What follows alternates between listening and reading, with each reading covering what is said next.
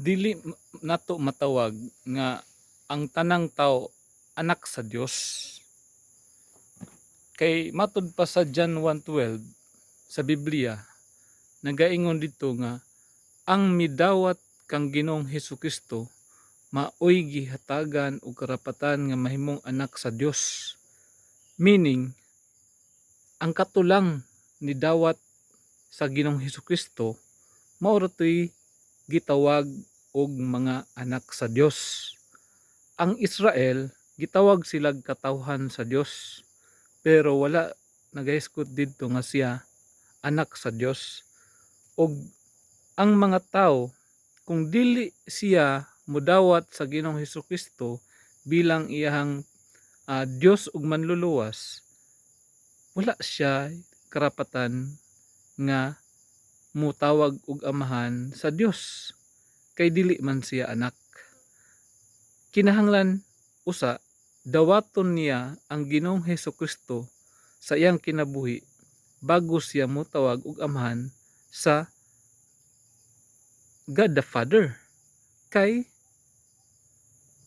matud pa sa pulong sa Ginoo, kung kinsa lang ang midawat sa Ginoong Hesukristo, maoy hatagan niya og karapatan nga mahimong anak sa Dios. So mali kayo nang moingon ka nga Father God, Almighty Father, kung wala pa ka nidawat sa Ginoong Hesukristo.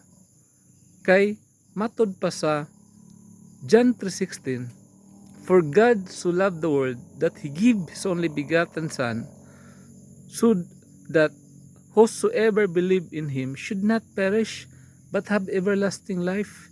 Ingon siya, for God so loved the world that He gave His only begotten Son. But pasabot, ang anak sa Diyos Amahan, bugtong ra, mao si Jesus Christ.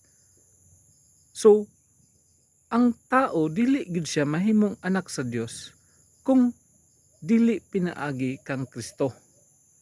Mahimo ka lang anak sa Dios kung dawaton nimo ang Ginoong Hesukristo sa imong kinabuhi.